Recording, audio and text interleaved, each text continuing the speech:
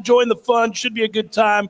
I'm Jeff. That is Tom. For those listening back in Tallahassee, hello as well. Wish you were here. Maybe you, in fact, will be making your way to town tomorrow for the game if you do swing by the Harry Buffalo, as they've been awfully good to us, and the food is delicious, and there are plenty of cold beverages to your liking as we get set for Florida State and Oklahoma. Feels good to be back in a bowl game, my friend. Feels good to be back amongst the living in the world of college football and to matter yet again. And I think, judging by practice this week and the comments from players as well as coaches, the team cares deeply about winning this game. You never know with bowl motivations, but you don't have to question that with Florida State this season, because when you've been starving, you're going to eat. Oh, yeah, you are. And you're going to eat well at Harry Buffalo. A lot of people are right now. I'd say it was Atlanta 2015. Was that the last time we did an on-site bowl show? Has it been that long? For the Houston Sweet game. Jesus. Yeah, that's right. You and I down on the field for the Houston game. That's right. A long time ago. That's too long, man. Too long. I was in my 20s.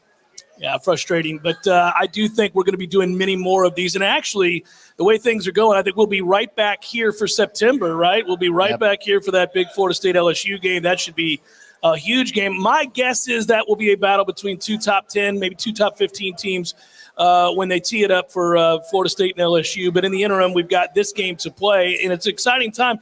I got good news. You know how the other day we did a show on Tuesday, and it was kind of a more relaxed show, and we were talking a little bit about who's coming back, who's staying, who's going, all of that. And Florida State continues to get good news. You know, we mentioned the defensive tackle that made his way in from Western Michigan and what a big get that was. And at that time, I had a sense that Florida State would probably not retain two of the three remaining players that we are waiting to get an answer on. Those three players, for those wondering, of course, are Jared Verse, who everybody is watching very closely. Obviously, Fabian Lovett, watching very closely, and Jamie Robinson. Those three guys we're still waiting on. Now, all of them say they're going to play in the bowl game. All of them have been here in Orlando with the team, so we know certainly some of them have been practicing. So, it looks good to me, at least, that they're going to play in this game.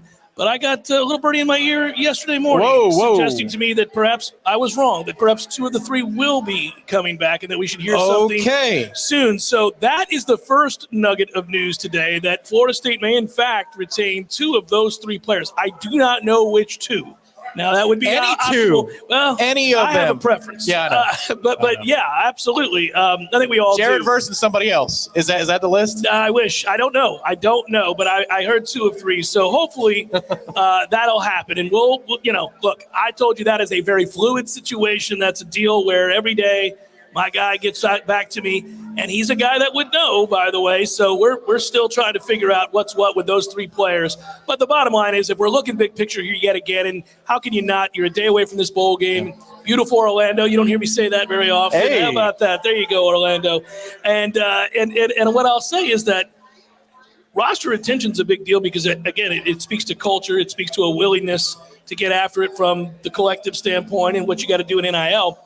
But also, what they've been able to achieve in the portal this year, I think, is a direct result of that same thing, which is culture. I think the guys want to come play here because they're hearing word of mouth from current players and players that have done that before them about what it's like to arrive at Florida State, be a new face, be welcomed into that locker room, have an opportunity to play big-time college football. Now you're winning games, and in addition to winning games, they all like the coach, they all like each other. That comes across in those visits. They're brief visits. Those are very important decisions for these players. And I think, obviously, when you've got kids who had opportunities to go play at Southern Cal or Notre Dame or Florida State, and they choose Florida State, that's a big deal. That is a sign that things are changing beyond just the record. Yeah, it means a lot of things. It means that the culture is in place the way it should be in place. It means that the NIL game is where it needs to be, competitive at the very least, and that's where you want it to be. As we're here, there's a Battle's End block party coming up after this. Perhaps no coincidence, but you want the NIL game to be where it needs to be. Braden Fisk himself said that when he got on campus and he watched us practice, that was a moment that there was a divider, a separator for Florida State in our favor was, oh, look at these guys. They like each other. The way practice is run is efficient. I'm going to get better here. So you have to check so many different boxes now than you did even 2 years ago in terms of getting a guy from the transfer portal or closing the deal for a December final official visit before a high school kid signs with you. And culture is a huge one of those things that worked 10 years ago, 2 years ago, and today. Florida State's got that in spades. It's nice to see, too, that when you have to compete in the NIL sphere, you can do so with a program like USC. Notre Dame, apparently, word on the street is they're a little bit behind when it comes to those things. USC's not behind in the NIL game. So that's huge to get a win over them for a player such as Fisk. It is also weird, too. Every time when you're down in the dumps, as we were as a program for a little while, you worry about our proper steps being taken to get back to where you need to be on top. And oftentimes, one of the things that you also do is that you develop a woe is me attitude. Like the only things bad that happen to a program happen to our program and nobody else's. But you know what is strange? It's eye-opening in the last 72 hours to think that Notre Dame fans are complaining about Florida State's NIL, that Florida State is doing a better job than Notre Dame, and they're upset about the collective that helped out in that situation, allegedly, and they are mad about it. Well, so is South Carolina. And I said on Tuesday, if you missed that show, those are good signs. You want programs that you're aspiring to beat and to routinely be better than to be angry at you. That's a sign of jealousy. It's what happens when you're good. Everybody gets mad at Alabama and Nick Saban. Everybody gets mad at Ohio State annually. Everybody gets mad these days at Georgia and the way they're doing things or the way we assume they're doing things. Everybody gets mad at Clemson. Well, let them get mad about Florida State. I'd like to be on the other end of that vitriol. I'd like to be on the wrong end of guys making assumptions about what we are or what we are not doing. I love that. Yeah, allegedly. I don't care. You don't have to allege anymore. You can just say outright, Florida State paid for that. Well, the collective paid for that guy. It's amazing. I like the place that we're in. Ducks were put in a row after last year, and the embarrassment that was last December and last signing day. It pissed people off. And then what needed to happen this year was that Coach Norvell won enough to inspire them to continue to give to him, not the next guy. Because here's the thing. If they didn't win enough this year, let's say they went 6-6 or 5-7, God forbid. But if they did, that money wouldn't have gone to NIL. It would have gone to a buyout and a replacement. It would have gone to the next plan. Well, you would have had to start over. And there is no plan B now. You would have been 3 and 4 years away yet again, and that is on the heels of being 5 years in the dumps. So you would have been talking about a decade's worth of not mattering. And we know how these things begin to grow in stature in terms of the magnitude of things you have to overcome the longer you're away from relevance. See Nebraska. We bring it up a lot. See Miami currently. Every year they're trying to just convince themselves that they're back with whatever comments that they make. But that's the bottom line is I think ultimately you were able to cut off the length of time in which you were in dire straits significantly by having this season this year right now and not restarting the whole ball of wax, man. You're good to go. And the other thing I'd say is, look, even though you faced a whole bunch of backup quarterbacks in that stretch after the bye week, who cares? You had to rack up those wins. I don't care because I was listening to some Oklahoma radio this week in preparation for the game. Just how do they perceive it? And they think that Florida State is a better team top to bottom. They're not that delusional. But they're also saying that it's not the strongest 9-3 in the world when you consider that post-bye week, Florida State went against backup quarterbacks 4 straight weeks, and then a Florida team that was decimated by injury. Those are fair points to raise. The facts. My point is I don't give a damn because they went 9-3, and that's important to the recruits. That's important to the future of the program. And you know what? They did beat LSU to start the season, and they were competitive in the 3-game losing streak. Should have won one of the 2 at minimum. But it wasn't like they were outclassed when they played better quarterbacks or better teams. They weren't outclassed at all. They have taken so many big steps. The thing is that you get the wins along the way. That can help, like you say, expedite the process of getting game changers in here in the portal and in recruiting in high school next year. Perception is reality, and the bottom line is Florida State, the perception of Florida State unequivocally is in a much better place and on the rise, no matter what fan base you're talking to, what media analyst college football you're talking to. I talk to a lot of them. I do a lot of work with other sites for On3, and I talk to their hosts all the time. These are people from afar who don't care about Florida State, but their perception is, oh, wow, Florida State's about to be back. They at least know that. Now, we could argue the validity of the 9-3 record. We could get into the weeds about, well, did you catch some breaks here? Did you get unlucky there? We all do that. I understand that. That's fair. That's a fun discussion. But at the end of the day, you're right. This team went 9-3. They may very well go 10-3. They did change the perception of who they are. And let's not deny this. And this is the other part of it. Because, sure, I can bring up the fact that Syracuse and the rest of those teams, we know so many teams that were bad that Florida State had to beat up at the end. Listen, there's no getting around what Jordan Travis became this year. I mean, he went from being a guy with a lot of question marks to a legit all-ACC preseason Heisman, very well mention, certainly, I think coming up next year, that's a fact. That's what he's become. Within 3 quarters. You knew by the second half of the LSU game when they made adjustments, whatever they were going to make. Yeah. And we only scored 7 in the first half, so there was something to be desired. But just the way that he managed the first half in New Orleans, you could see that this is a different cat. This guy, nothing phases him in the way that it did the year prior. He doesn't always bail out of the pocket. If you bring exotic pressures, he knows where to go with the football. That means he has a greater understanding of not only what he's seeing on the other side of the ball, but the offense that he's running. And when that second half started going and we got on that groove, real good groove in the second half, you realize, oh, that's just who he's going to be. The outliers are the mistakes he made this year, not the good plays he made. It's not the norm. You're right. When he makes a mistake, you're like, oh, wow, that's surprising. Well, that's a bad read from Jordan. Terribly unfortunate that you threw to Micah Pittman in the back of the end zone over a game-winning drive. Yeah, especially since you had another option on that play. But you can count on one hand. There's the 4th down against Clemson. There's the play against NC State. You can count on one hand at times where you go, damn it, Jordan. The rest of them, you're going, well done, 13. There you go. So let's give you the lay of the land. For those of you that are here, you already know it. You're at the right place. This is Seminole headquarters in what's going to be an all-night party. We've gotten it started now. We're kind of the warm-up act as we get everything going. Later on, there's live music right out these doors on the street corner right there. You'll have the acts. This is the Battles in Block Party as well. We join forces with them. We're happy to do it. It's exciting. I know that Cole Taylor will be playing. Tyler Reeve will be playing. Jake Owen will be playing later on. So if you're making your way into town, a lot of you mentioned it in the chat. A lot of you were listening along as you're making your way in. Know that this is the place to be. Again, if you've never been to the Harry Buffalo, very cool place. And you will be surrounded by Noles having a good time and make your way into the party into the evening, late into the evening. I know the block party goes till midnight. So. Yeah, I'm looking outside the front of the Harry Buffalo right now, and that riser and stage out there is a concert level. Yeah, they're going. They're not on this stage that we're in here, which is a wonderful stage. Yeah. But if you're going to be a full act, if you're going to be a full act at the country level, you're going to want to be on something like that. It's like a New Orleans setup where they shut down a block. You can walk to and fro different bars. Get used to it today because this is what it's going to be like times 1,000 when those crazy Creoles roll into town in September as well. We're going to have a great time next year, probably right back here at the Harry Buffalo, we believe. We'll see. Negotiations are underway, Tom, so we'll figure it out whether or not they can afford us. Well, our price is rising by the segment, sir. Yeah, so we'll see if we can get that done, but it'll be a good time. And, listen, I will be happy to be back in Orlando in September for that football game. Yeah. I don't often say those things. So we're off to a great start. Stay with us, Chef Kevin Show 93.3 Real Talk Radio and Warchant TV. We're broadcasting live from the Harry Buffalo in Orlando.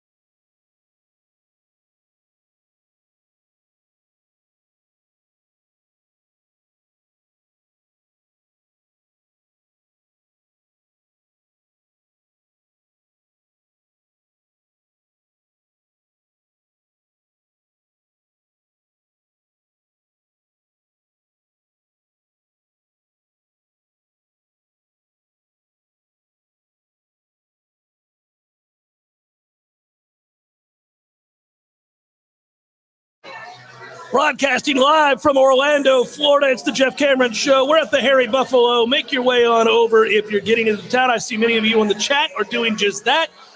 Plenty of room for you. Welcome on in. Good times. Open air bar here. We're inside. Outside, they're setting up for the concert later on this evening. Battles in supplying the big block party. We appreciate that. And they join forces with us here at Warchant, and that is a good thing. Thank you, Seth. Appreciate the welcome to Central Florida. Jeff and Tom, hope you guys have a great show. Driving over now, hoping to catch the last half hour live. Go Noles. That'd be great. Woo! That'd be great. Yeah, there's your woo. And we appreciate that. Also, would note that we appreciate all the warm welcomes from the staff here at Hairy Buffalo, but also so many Seminole fans that are already here. I've been able to meet people that have been listening for 20 years and more in some cases. So it's pretty cool. I always get excited to meet the listeners of the show, and it also reminds me how old I am. Since 2001, apparently, which I was in 8th grade when some of the people were listening to this fine program.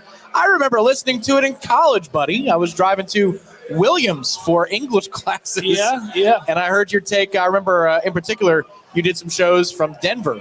I did, ahead of the game against Colorado back in, was that 08, I want to say it was? But yeah. I was in the huge Denver that radio station is the biggest one in Denver, and they had us up on the top floor there where their station is. And I remember thinking it was really cool because my show, the room they gave me, was right next door to two former players, two offensive linemen that were doing shows from Denver. And their PD was really nice, and it was a good time. You're right. You're bringing back memories. It's been a long time ago. And, the road shows are fun, especially when you're excited about the product, especially when you're in the midst of, in this case, a come up. Florida State is on the rise, and so you feel that energy every time you get on the mic to talk about the Noles right now, because it's reflected, I think, in every fan you talk to, every Florida State fan. I'm not talking about Jeff Cameron Show fan, but every time you meet somebody and talk to them, you can sense the hopefulness, and that has not been in place for a long time. So that, too, is another reason to be excited. Look, when you talk to Nole fans the last 5 years, everybody looked exhausted.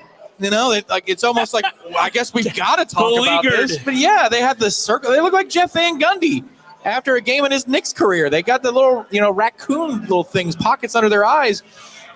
Tell me we're going to be better. Tell me that this is good, that this is the worst it's going to get. These were the questions that we fielded, and these are the questions that all of you had out there whenever you went to a road game or you came to Tallahassee for a home game. There were fundamental questions about, is it finally bottomed out, and are we on the way back up? You don't have to ask that anymore, and that's so nice and refreshing. I would tell you, too, that I think for Florida State, the evidence beyond the fact that they, the 9 wins this year and the personnel is you get so many players right now who are being developed really well. And I think that, to me, is something I get excited about. I mean, I have my criticisms in the secondary, and I'll stand by that. They've got to get a lot better there, and again, I think they should make some changes. But beyond that, Tom, and I'll just stay as far away from you as possible without falling off the stage. I think it's a matter of doing this thing. Just stay straight ahead, right? Pretend you got stitches in your neck. But anyhow, the point would be I do see development with offensive linemen. That's a big deal. For so long, that wasn't the case. And I got to give Ron Dugan's credit this year. I thought some of the receivers got better as the year went on, and more of them flashed than we had seen in a long, long time. Not just the transfers. Right. I think Portier got better. There's no doubt about that. He may be on the cusp of a breakthrough. But he and Malik were very similar in what they could do as possession receivers. Malik has more of a breakout ability down the field, but then Kentron made some incredibly difficult catches along the sideline. When you talk about those guys as perhaps your 4th and 5th best option going into next year, I mean, that means you're loaded, and you're probably going to lose one of them after spring ball. There's just so many good receivers now at this place. That is one position group that in the matter of 12 months has completely flipped on its head, is the receiver room. It's the biggest one, It was a laughingstock this time last year. Well, it's also why, again, we're happy for Ron, because we didn't want Ron to have to go, but he was going to have to go. Right. If things didn't get better, that's the way it is. We're realists on the show, and even if he's one of our own, you got to go if you're not getting the job done. So that's been encouraging as well. I would also tell you that I'm very excited to see now, and the next group that has to take a big leap forward. They were much better this year in that they were, at the very least, I guess, capable would be the way to say, is the linebackers. You know where I'm going. They were capable linebackers. They weren't good. They weren't great. They were capable. And I think we got to get to a place where they take that next big step. Well, and they're going to be capable again with another year in the system. I mean, the best of Kalen DeLoach was quite productive. Early in the year, he was flying around. Look, Tatum had a busted shoulder too this season. I mean, he was play. You could see the extra wrapping that was on one side of his upper body, and that's not easy to play with. That's got to be very difficult to manage, especially at the linebacker position. Perhaps if you played, I don't know, punter, you wouldn't have to worry about such things, but you lead with your shoulder and everything you do as a linebacker. So you get those guys back for another year, and then hopefully Omar Graham takes a step of any kind. He didn't challenge for reps on the two deep this year. That would be an important development in the offseason. And then the true freshman in Blake Nicholson, that could be the changer for you, that perhaps he would be the first guy off the bench. He'll be battling with DJ Lundy and Gant and so forth. I think Blake's upside is probably the best at the position on the team, and he hasn't even been here. Just look at him physically, and he played both ways in high school. He's capable both-way player, and he's also a kid that is really dense for his age. And I don't often espouse a young player coming in and starting right away, or even getting significant reps like we're talking about now. But I think he's probably pretty capable. So that's an exciting thing to do, and that's one of the reasons why I can't wait to see what this team looks like suited up, because you're going to have different looking athletes as the roster continues to improve, as the players are developed and they get bigger and stronger. Josh Norm's did a good job with the offensive line this year. He did. As you start to see these guys get bigger, all of a sudden, how many years did I talk about the Bama table? How many years did I talk about everybody else looks the part? We're not looking the part. Now, clearly, we did look the part in 2013. The other thing is, I mean, you look at you look at the portal classes in the two sides of the trenches. You've got a guy like Darrell Jackson and now Fisk to work with this offseason. And on the offensive side, you've got three maulers. Jeremiah Byers perhaps is going to be one of your tackles. But Jackson, I'm trying to think of all of them now. And the kid, Keandre Jones. I mean, you've got a lot of large bodies to work with and develop for next year that you can get that depth. What was interesting about this year was that the offensive line depth was actually better than we thought it was going to be. One of the keys to success for FSU to get to that 8-win watermark. And in the preseason, that was the consensus, that 8 wins is progress. They did one better than that. But you needed to be healthy in the offensive line, and that really wasn't the case this year. Your starting right tackle was hurt in your first game. One of your two guys battling for center, or perhaps a guard replacement, in Caden Lyles was not 100%. Darius Washington was hurt for a stretch. Robert Scott missed more than one game.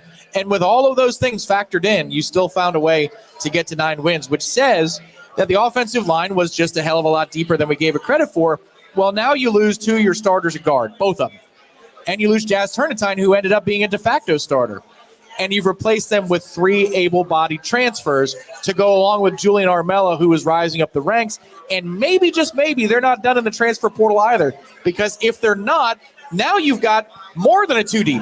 Whoever the third-string quarterback is, it's probably Duffy or Rodemaker, whoever loses in spring. Even that dude gets better reps in practice. You can see how this thing is building and getting better. Yeah, because you have to be able to test both sides of the line of scrimmage every day in practice. You have to be able to make, we always joke about it, right? We've always joked about the iron sharpening iron. And Corey says it all the time. We laugh at him. Well, it's true, though. What you practice against is elevating or lowering your expectations for what can happen on a Saturday. Yes. If you're going against the elite player from cross from you every single day, Saturdays might become easy. Well, there haven't been a lot of segment groups where you could say that was the case. No, and I got to tell you, that's my favorite part of practice access. They break up and they do the 7-on-7s. They call it the Skelly drill, these other things that they do in the second half of practice. And then they also have trench drills. And like 85% of the media goes to the 7-on-7s, especially early in fall camp, because they wanted to see if Jordan Travis was continuing to take a next step. The receiver position was a question mark, so you want to see those guys. How does Johnny look against Amarian and so forth? But I love going to the trenches, man. That's pretty much where I spend my time, too. Yeah. Because that makes to me, that every practice, if you come out of there, the way I judge whether they had a good day or not is what happened with the offensive defensive line. Everybody else will look certainly at quarterback or wide receiver or running back or linebacker or corner. Not me. I'm with you. How'd we block? How well was the defensive line playing? How good did the offensive line play? Did we have a give and take? The only time that I might deviate this upcoming spring camp is to go watch Hakeem Williams. I may want to see a couple of reps from that guy. I have a feeling he'll stand out. But, when you get to see Fisk and Jackson go against these 3 new offensive linemen, when you get to see what it is that Julian Armella looks like in spring, Going against maybe hopefully Jared Verse coming back for another season, all of those things. When you get to see those guys go head to head every day, you can see how it gets better. I'll tell you a quick story unless there's a break. You pointed to something. Well, no, I was going to say we took a quick break and come back. I want to assess that too, by the way, because actually that's a fun conversation about the competition on the offensive line going into next year. I know we got a game tomorrow. We're all excited about that game. I am too. But when you're on the way up, you're very excited about the possibilities and how things are improving all the time. Yep. Well, it starts to me with the competition in the spring on the offensive line because you have accomplished players who've been in the system, who have gotten better. You have a really good recruiting class from last year. Remember that class they brought in on the offensive line? Yes. It's a very good class. We like a lot of those guys. Yeah. Even though one of them switched to one of them switched, but still it's a good class. Yeah. And they were built differently. We talked about that, right? The clay you're working with there is different than what you had in the past. Sapp and Charlton in the middle. By far. Think what Charlton can be when he gets the bad weight off of him. Yes. And he did. He dropped quite a bit of it during the fall. Yeah. So you're seeing that now. So listen, think about that competition. Think about Julian Armella, who you would have to think is going to start next year. But then again, maybe not now. You got Rob Scott and Byers and Bless Harris competing for those 3 tackle jobs. Yeah. But I would argue. The 2 tackle jobs, 3 guys. Yeah. I'm going to argue that I think Armella ultimately could start over Scott. Well, and you could move any one of those guys around. Byers could come in and play guard for you. Robert Scott, talking to people around the program, they think like the next guard step. Too. I don't know that he's quick enough, but I mean, for what we like to do, but maybe he is. I don't know. The point is you have bodies to have the experiment. Yeah, You've got the competition now where I can say on a given week, you know what I want to do? Let's see if we can take this guy and move him over here. And place because the goal is to get your 5 best guys on the field. Last year, I don't want to disparage anybody here, but we know he challenged a certain offensive lineman and said it was a very important camp for him. 2 of them, in fact. Well, but one of them in particular, they've been waiting on. And obviously he failed that test miserably. It was, I came to you the second day they were in pads and went, well, that ain't going to happen. Yeah. And it was depressing as we walked off the practice field. And I thought, because you could see it wasn't there. It wasn't happening. That flick, it wasn't going to happen. It clicks on at some points. It's easier for a freshman to learn and to improve. That's for sure. Sure. I've seen Alex Atkins challenge all the freshman offensive linemen at different points. And sometimes it gets downright uncomfortable. I won't say who, but one of the freshman offensive linemen did not get the technique right on an individual rep. And these are mental reps, really. They got scout teamers there, but they're not there to really clash. It's there to make sure that your angles are correct, your leverage is correct. Yeah. Kid got it wrong. Alex makes him do it over. Got it wrong. He did it over again. Buddy, I was standing there for between 3 and 5 minutes. That's really, because that's about 7 or 8 reps. It is extremely uncomfortable for everybody involved, but that is how you progress. That's how you develop.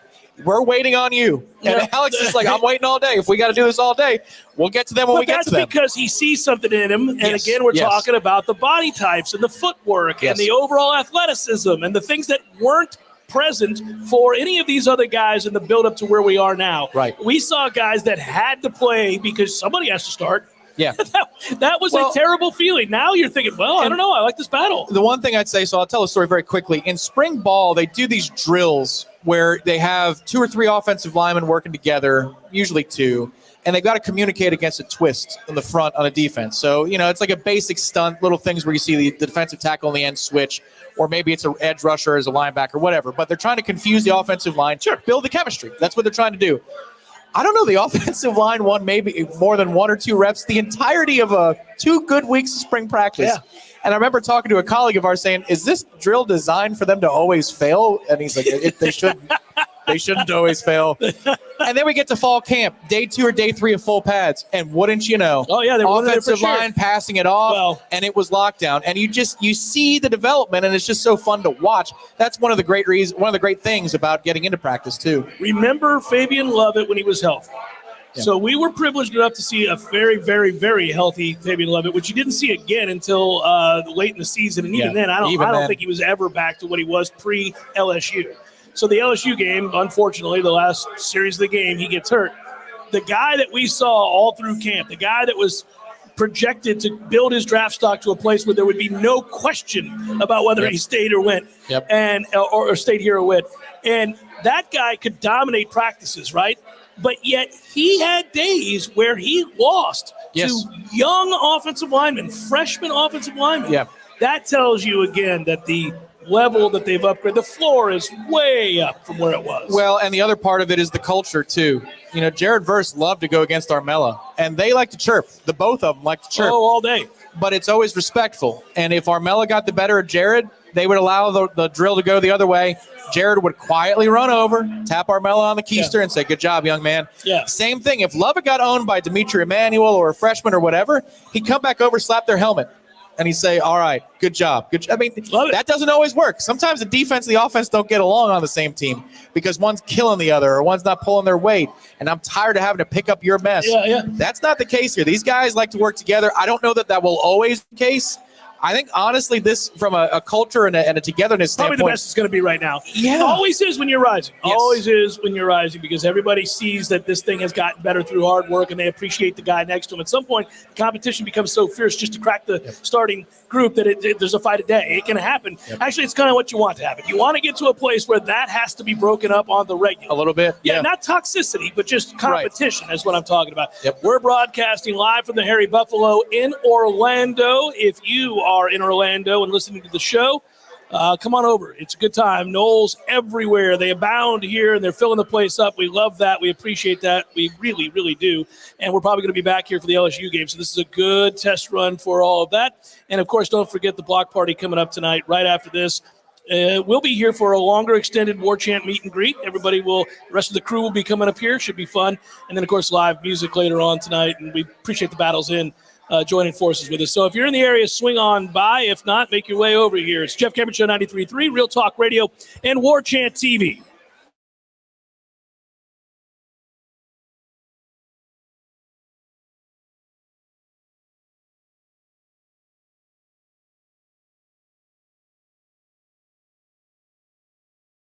Six-year-old Quincy man and a sedan were both traveling north on Getty Road. The cyclist was thrown onto the grassy shoulder and pronounced dead at the scene. The accident forced law enforcement to close down Getty Road and nearby Houston Road. Leon County Sheriff's deputies were assisting on the scene. This is a developing story. On December 24th, around 9:47 p.m., officers arrived at the scene and encountered an adult male victim suffering from multiple stab wounds to his back, abdomen, and hands. The victim was transported to the hospital where his injuries were determined to be non-life-threatening. Preliminary findings reveal all parties involved are known to each other and the stabbing occurred following a verbal dispute. This is Rachel Lene with your Real Talk 93.3 local news update, brought to you by Macklemore Systems, Tallahassee's go-to Mac store. Check them out online at MacklemoreSystems.com.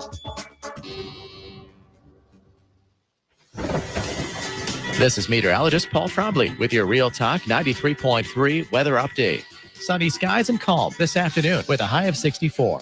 Winds out of the east, 5 to 10 miles per hour. Lows dip down to about 42 tonight, mainly clear. Partly cloudy skies tomorrow. Daytime highs approaching 72. Low 70s Friday and Saturday. Chance for scattered rain showers Friday. Chance for scattered storms Saturday. This report is brought to you by The Lawn Johns. For all your landscaping and lawn care needs, visit thelawnjohns.com. Right now, 65. This is Dr. James Ryan Finn at Finn Chiropractic. In Florida, we have hurricanes, and we can predict these storms, just like we can predict your health. The early warning signs of a bad health storm include neck pain, back pains, headaches. Before it turns into a catastrophic Cat 5, get in to let us get to the cause of your problem at Finn Chiropractic. Go to finnchiro.com for our online special at FENNCHIRO.com. That's Finn Chiropractic, FENNCHIRO.com, because your chiropractor loves you, and there's nothing you can do about it.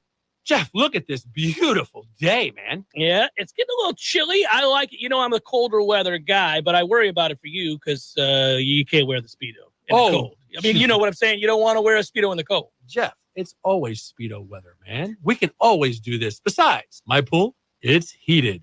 Which means you're insufferable in a Speedo year-round? Cannonball! Still gross. Gordo's, bringing the flavor and flair of Cuban food to Tallahassee since 1996. Hey, Matt. Yes, Greg? You know all the different ways that you can listen to Real Talk 93.3? There are several. So we've got realtalk93.com. You can go back and listen to all of our shows in the podcast section. That's right. You can also listen on our app as well. Search Real Talk 93.3 and look for the red microphone and download our app. Never go anywhere without us. And, of course, you can always listen right on the radio. Well, they are listening. Are they? If they're hearing this commercial, then they're listening. That's true. I hadn't thought about that. The Greg Tish Show, Monday through Friday, 6 to 9 a.m., only on Real Talk 93.3.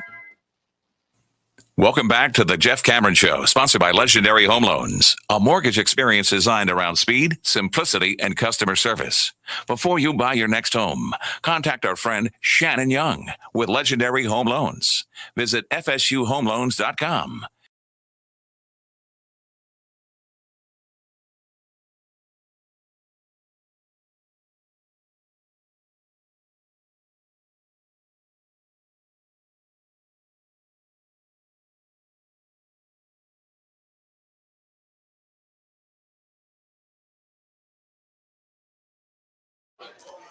Jeff Cameron Show broadcasting here in Orlando at the Harry Buffalo. Great to be back with you. Appreciate you listening back there in Tallahassee as well on 93.3 Real Talk Radio and watching here in the chat on Warchant TV as well. We see you all, and we thank everybody who made their way out here this afternoon as well. Good times for Florida State again. It's kind of the theme and the reason we're all very excited to be on location live from Harry Buffalo's 129 West Church Street here in Orlando, if you're wondering. Again, that's 129 West Church Street here in Orlando.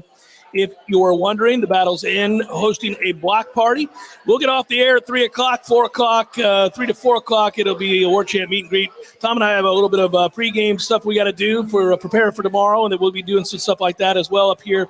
And then it's just going to be a nice, relaxing, ice-cold beer for yours truly. Oh, buddy. Perhaps taking in some sights and sounds and shaking hands with my fellow Noles and having a good time. That's I think it's fair to say that for the pregame segments, which are not carried live on the radio, we might. You might have a beer. You might imbibe a little bit there, and for good reason. You know, one thing we've not talked about is the actual game itself, and for good reason. We have the opportunity to talk about it next hour, as I said, when we're going to do some of that pregame stuff. But I would tell you that the game, to me, and I brought this up earlier this week, and I knew there would be some pushback for it, because when you're here, you might as well play to win. You want to win the game, and they will play to win. I didn't want people to mistake what I was saying. I just thought it was a kind of an afterthought, because Florida State has achieved what they needed to achieve, in my estimation, in order to turn the corner, to get to where you can have an opportunity to be good, sustained periods of time and recruiting on down the line. You got to have that season. And so it was nice. It was nice that they were able to do that. This is the reward. I want them to win, but if they don't, I'm saying it's not a disaster. That's all. That's the only thing I was making mention of. Somebody asked me about it the other day. Like, wait, you don't think it's important that they win? No, important's an interesting word. No, I don't think it's applicable here. I don't think it's important. This is where we disagree. You don't think it's important either, Tom. You want them to, and you think, listen, hold on. Tell me what I believe. Well, here's what I will. Because you don't believe it's important. You're not going to make that argument. You're going to say they can use it. They can use it to pull the wool over the eyes of recruits by saying, hey, they beat Oklahoma. Hey, they got 10 wins. You're not saying it's important, but you're saying that you would like to have it in your arsenal. I'd say that it is important to be able to pull the wool over the eyes of recruits and declare a 10-win season. I think that's very important.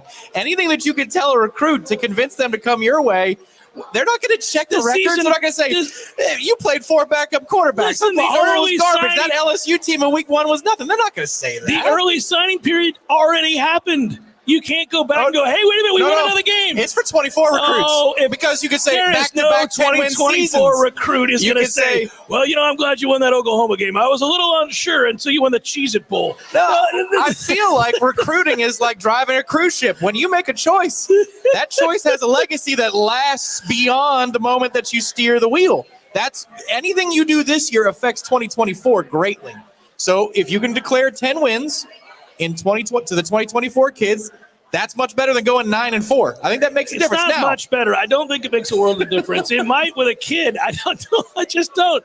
If this were a playoff game, obviously it would mean something. It was different. If it was a New Year's Day game and you were, I just come on. The Peach Bowl is a lot more important, for example, between that battle is a lot more important than between Ohio State in Georgia. Right. Of course it is. Well, not just in terms of the magnitude in college football. What I'm saying is they're playing for the right to play for a national championship. You're winning an exhibition game. You've already had a good season. Oklahoma doesn't have their 2 starting tackles. A lot of the guys, they've had a bad year. They're 6-6. Now, this is where our fans... Your defenses are up. I get it. No. You're guarding against the Oklahoma curse living on. Well, we do have a curse against Oklahoma. There's no doubt about that. One thing I will say, I think it would be different, to your point, if they were fully loaded and ready to play and excited to play and had a good season. And I think our fans probably believe, I said this on the air at the time the announcement came down, and I hated saying it because I have Oklahoma ties. Florida State deserved better. We are a much better team right now than Oklahoma and had a much better season, and I think deserved a better opponent. But that's not what happened. You got Oklahoma. Now, from a name recognition standpoint, from a brand recognition, it's great. People will tune into this game because it is Oklahoma and Florida State. And those two brands go a long way. And for that reason, I'm excited. Should be a great crowd. The enthusiasm surrounding the bowl is partly due to the brands. I agree with that. Just in terms of what it means to beat that team. If we're getting down into it, what it means to beat that team, not that much. Not compared to what you achieved this year in the season. No, and again, that won't go away if you don't beat them. Yeah, and part of it is, how many guys they're down, guys that have opted out. They've got one of their tackles that's projected to be a late first-round pick. That's going to make a difference. They like the younger players that they do have. The one thing I will say about this game is in a lot of bowl situations, you've got teams that are in very different places in terms of their investment. Correct. Remember the Chick-fil-A Bowl that it's the last game that we covered on site. Houston, FSU. Did one team care to be there and another team kind of go through the motions? Correct. Absolutely. Houston cared. That was Houston's Super Bowl. UCF did this for years. That's why they claimed paper national champions, faux national championships, because they cared to be there and other teams didn't. That's just true. That happens in bowl settings. All right. What I will say about this particular bowl, though, is that with Oklahoma playing so many younger players and Florida State having guys not opt out and participate in this game, you think the level of care will be high for both teams. And I think that makes for a much more enjoyable exhibition when both teams care to be there. They're both Ivan Drago instead of just one Ivan Drago trying to kill Apollo Creed. Well, know this, Oklahoma does recruit well, so it means something when you talk about their backups playing and playing hard and caring, because it's a level of athlete that comes with it that can do something about it. So I'm not suggesting that OU, who had a bad year and really was a Jekyll and Hyde team, they were a very strange team to watch. One week you'd think, oh, well, this is a dominant team with a lot of speed and plenty of depth. And next week you'd go, good God, this team doesn't care to be out there. Their defense can't get a stop. It was a very strange year for Brent Venables in year one. And I think that fan base is looking at him a little jaundiced-eyed, wondering, well, what happened here? But it is year one, and we see transitional years are very difficult sometimes, so they understand. Yeah, I got a theory on that because Brent Venables is notorious and lauded, depending upon what side of the ledger you're on, for completely changing a defensive scheme week to week based upon what doesn't work or what an opponent can't do and can't execute against. So you can't just say he's a 4-3 or a 4-2-5 or a 3-4. He's multiple as hell. Correct. And that's got to be really hard on a first-year defense. As you're getting the playbook completely ripped away from you, a brand new one to study in short order, and you don't really have the horses to run it like Clemson. Certainly you don't like Clemson, but not the guys that Brent wants to. That's where you see different performances, like against Oklahoma State, they forced 4 picks from Spencer Sanders, and then against Texas Tech, they didn't allow a point after the first quarter, and by the end of the game, Tech has 51 on the board. They allowed 51 in 3 quarters plus overtime. It was bizarre to watch him. And I watched the extremes, the emotions that went all the way up here, all the way down here. It was strange to watch that team. Every week, I never knew what I was going to get from that team. And that's why I do say I wonder which team's going to show up. You're right. They could very well show up. They have athletes. They're probably hungry because you got a lot of young guys trying to earn time for next year. There's no doubt about that. The good news is the scouting report on them, what they get wrong, is actually consistent with Clemson. When Clemson went bad, even with all those athletes, how did they get gashed? They were misaligned at the snap. And I think that's a function of being very complicated as a defense. It's kind of like side adjustments as a receiver in Jimbo Fisher's offense or progressions for a quarterback in Jimbo's offense. It's really complex. You got to be Jameis in the matrix to understand all the idiosyncrasies that are involved. And you can't really be that dense as a receiver either to be in Jimbo's offense. In the same way on defense for Brent Venables at Clemson, when they went bad, they were misaligned pre-snap. And that's the complaint that's coming out of Norman from that fan base is they're misaligned a whole lot and they don't tackle all that well. So those two things combined against a rushing attack and the offense like Mike Norvell provides, which is all kinds of misdirection, that bodes very well. That's no surprise that you project Florida State to score a bunch, but these are the reasons why they are on pace and probably should score a bunch tomorrow. When you're talking about Venables and what he does, this is interesting because one of the things he does, you don't often see efforted in any way in college because you don't have as much time with the players like you do in the NFL. In the NFL, the defense that changes the most week to week is Cincinnati. if you watch Cincinnati's defense, they will run entirely different schemes week to week based on opponent strength. It's actually one of the reasons they're so much better this year.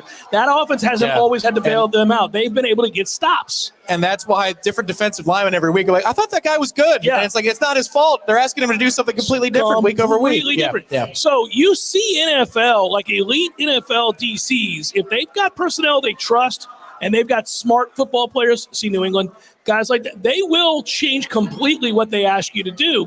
Venables has done that in the college ranks, and it is rare, but he did it because he built up that equity, that trust with that team at Clemson for a long time. Now you go to OU, and you're trying to get these guys to buy in, understand, and trust that they know what they know, and then you're going to add to it. But I think probably in year one there were moments in time when he added to it when they didn't have a full grasp of what they were doing the week before. And you've seen that. That's why you see that inconsistency, too. And that's the argument for could they put something together to confuse us? It's a bowl game. You have forever to install for this particular game. That's why it's also hard to handicap them.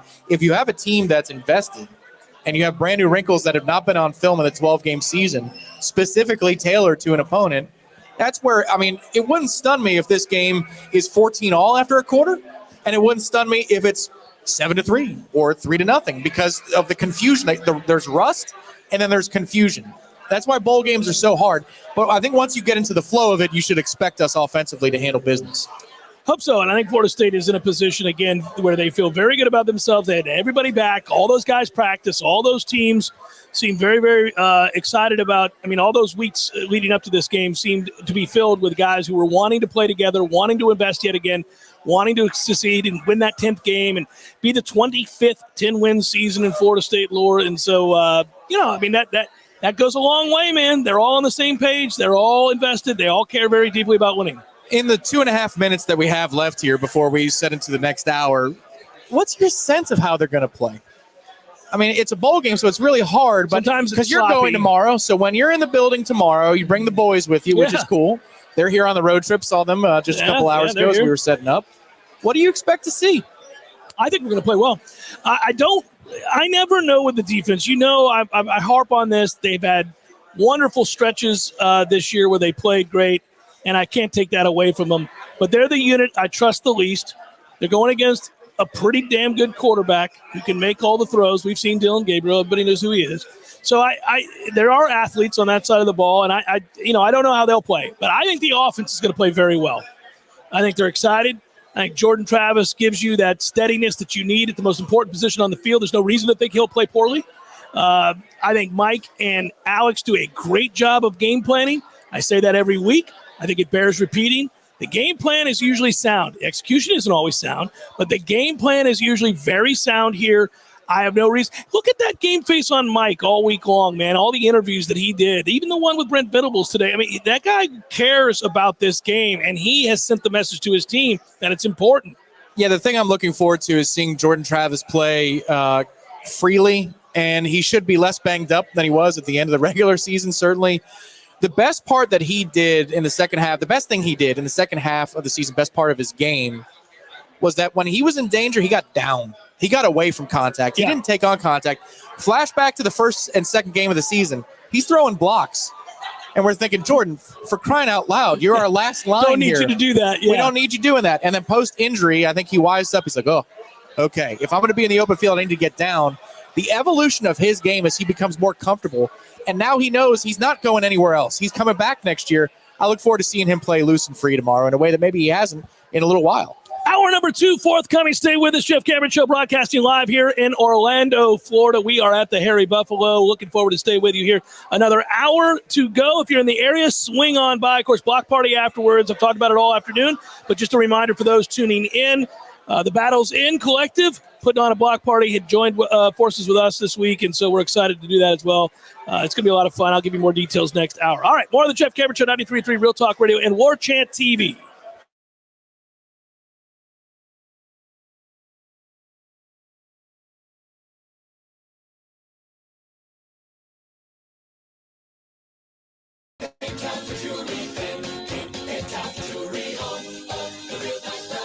Hey man, Man, have you heard the sound? Pentalpha Jewelry's the best in town. For rings, diamonds, earrings, bracelets, and more. Pentalpha Jewelry Store.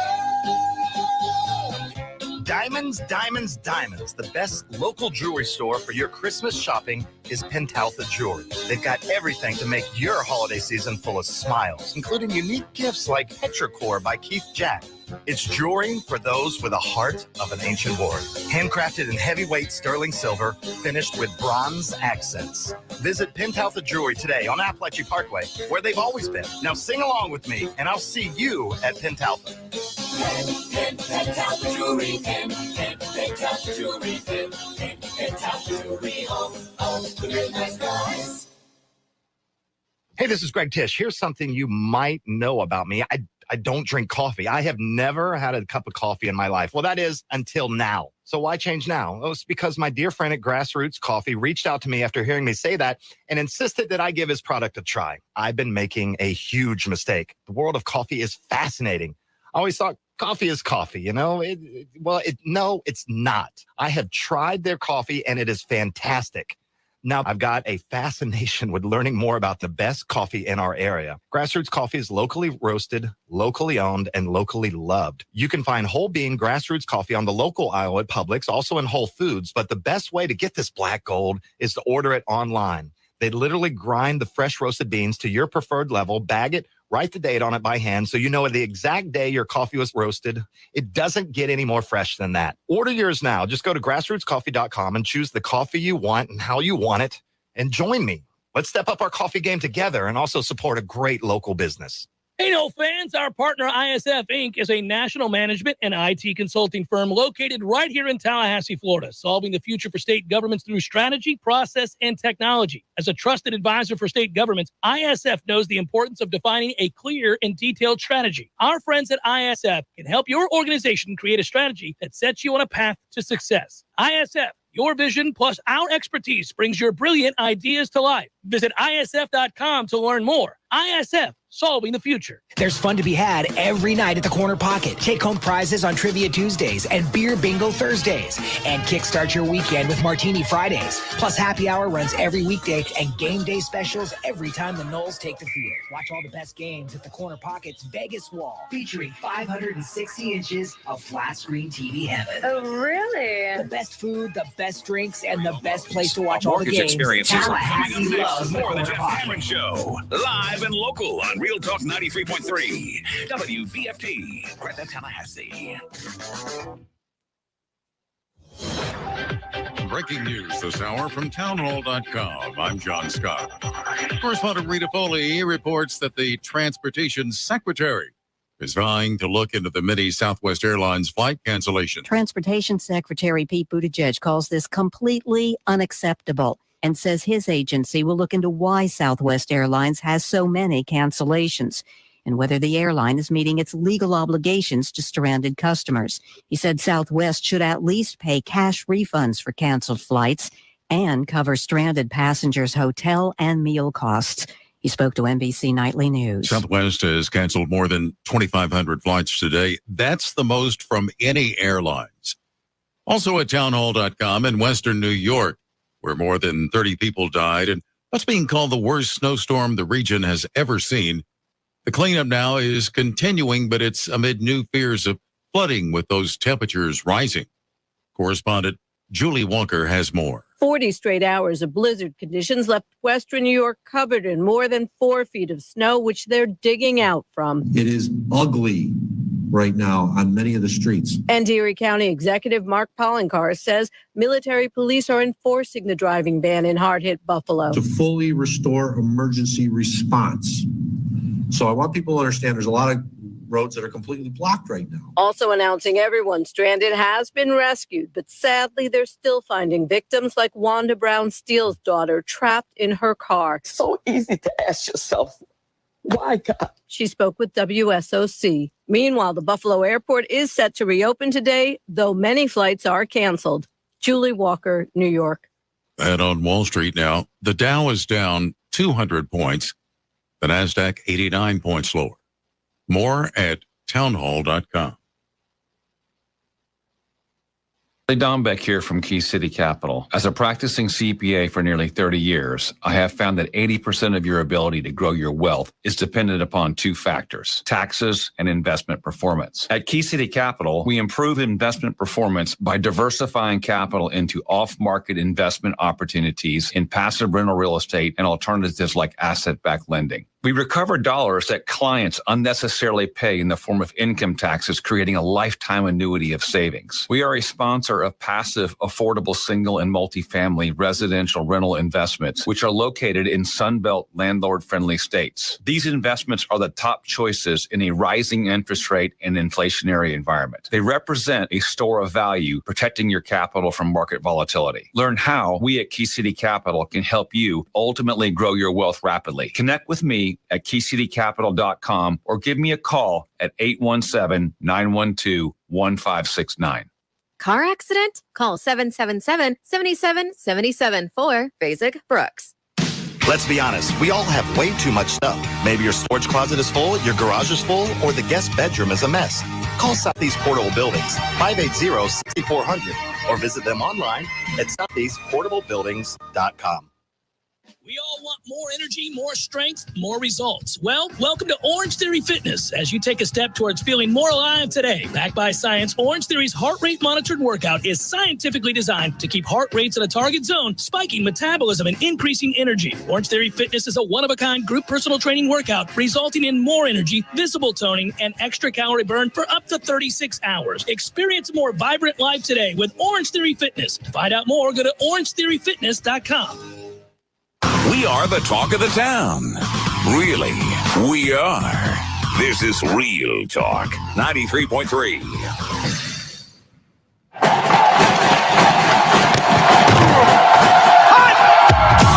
Broadcasting live from Florida's capital city, this is the Jeff Cameron Show, brought to you by Orange Theory Fitness on Real Talk 93.3. Now, stop what you're doing and listen closely. It's time for the Jeff Cameron Show in 5, 4, 3, 2, 1.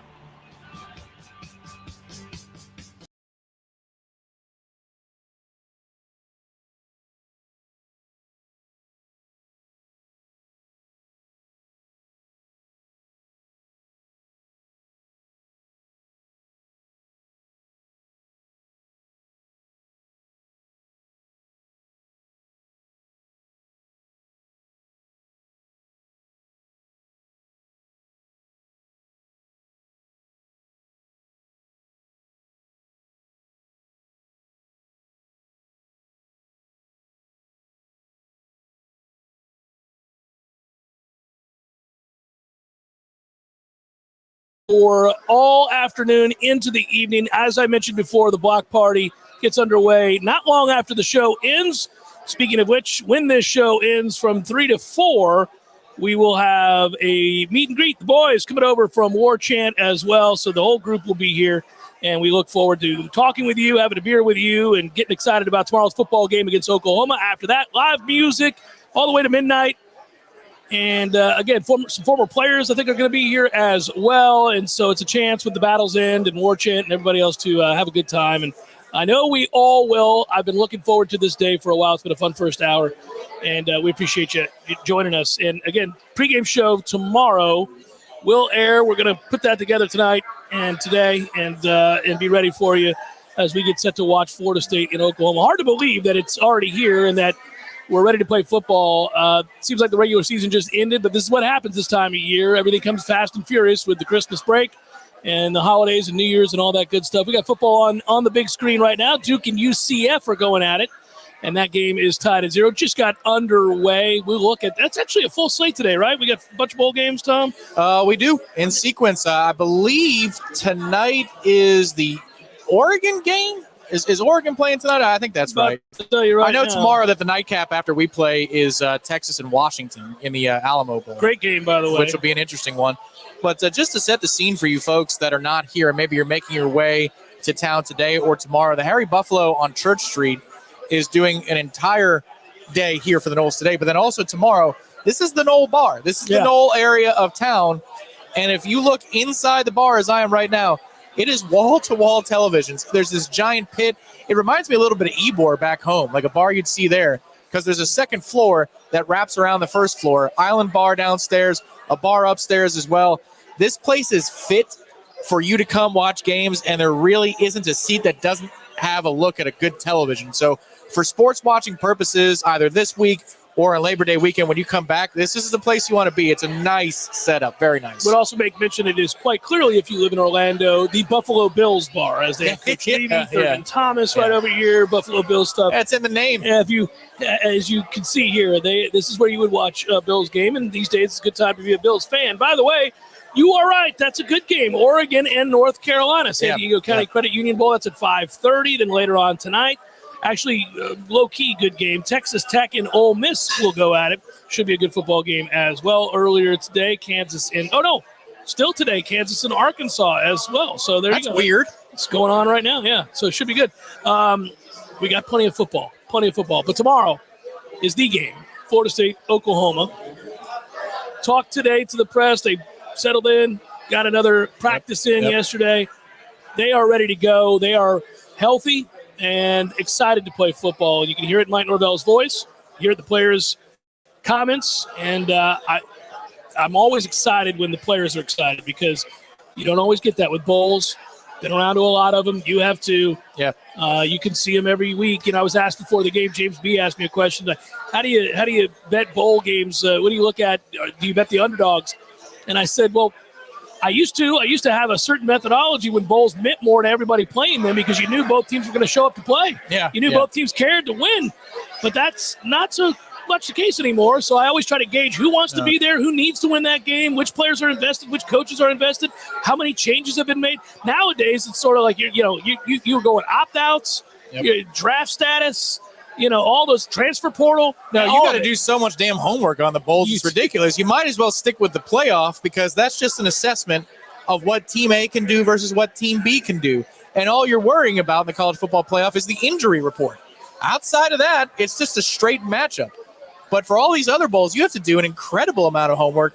Florida State at present, well, at least as of this morning, it was around 9.5 was the consensus spread in this game.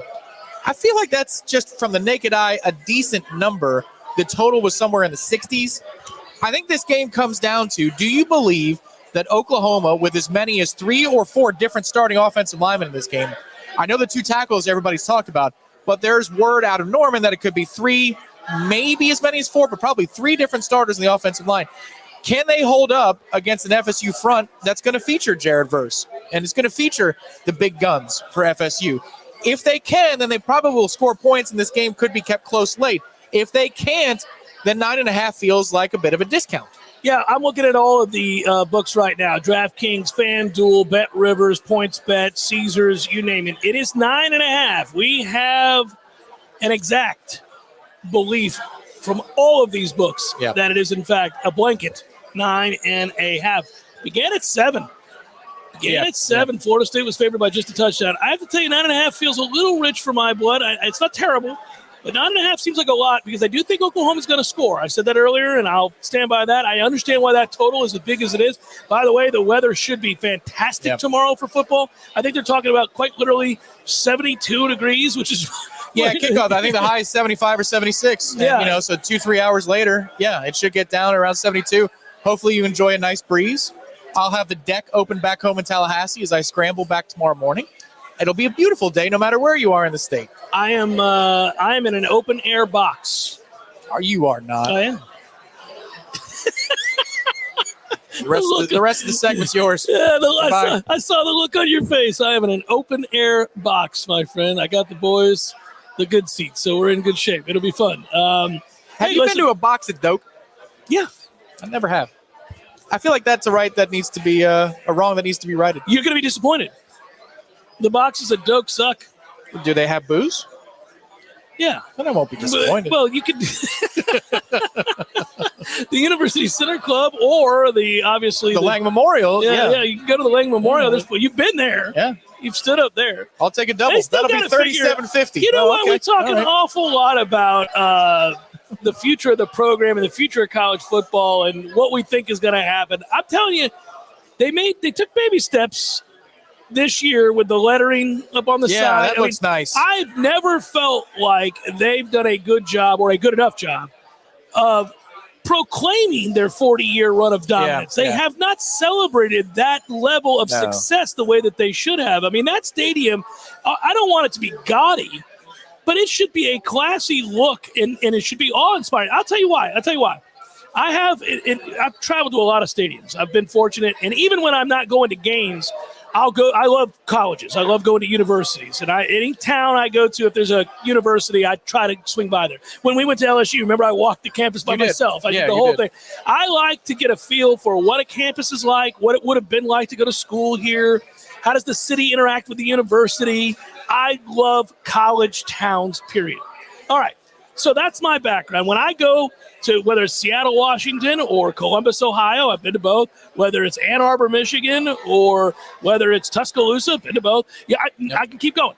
All right, I go to the campuses. I go inside the stadiums whenever I can, and I run on the fields. That's my big thing. I like to run on the fields. I don't know. It's just this little childhood thing.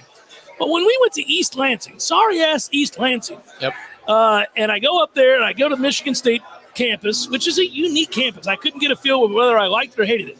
But when you walk onto that field, buddy, anything they've ever accomplished in their history is abundantly clear on the rotunda. It looks beautiful. So as you walk in, you're like, oh, man, I forgot Bubba Smith played here. He went in the cop movies or whatever it was, the police academy movies. I forgot. That guy played there? He played there. I didn't know that. Oh, that's cool. It's you know how I know? Because it's proudly displayed right up on the wall for the Michigan State fans to see. All of their All-Americans, every one of them, Tom, right there. And you go down that list, and it's memory lane for what they've accomplished. Well, listen, buddy, Florida State has done a thing or two.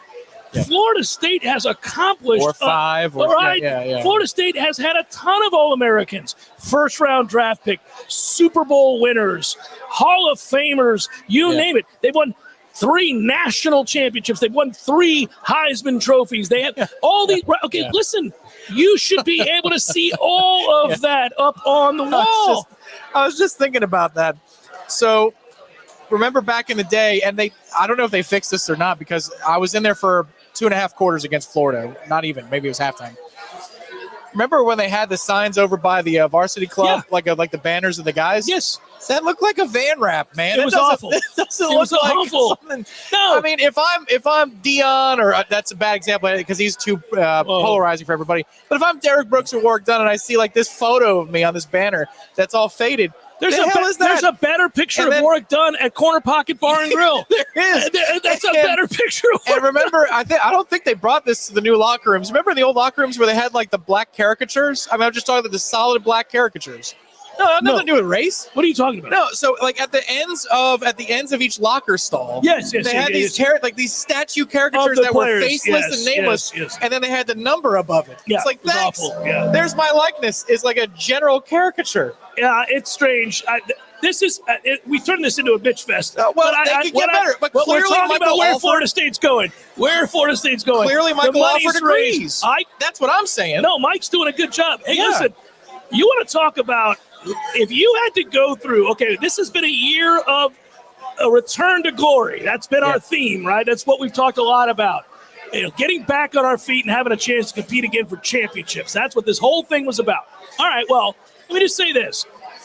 If you're thinking about the university and what they care about, what they're invested in, they have done massive amounts of work to become an academic institution of respectability. Successfully, yes. Yes, they have made huge strides. I'm proud of them for that. You are too. We all are. That's great. And they celebrate the hell out of it, as they should. Their entry requirements are fantastic. Well, we didn't get in now. I would. But anyhow, so the point would be,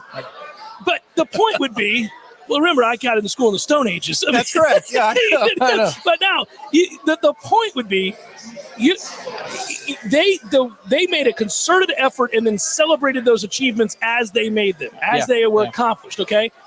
And I get the same newsletter you do. I get all the same alumni stuff you do. We all get that. I get something every day. Hey, look at us kicking ass over here. I ought to see that reflected in the football program as well. That kind of celebration of this rich history, and also the newer successes that we've had with players that get drafted, like Jermaine Johnson and others, whatever it might be. Just keep adding them to the wall.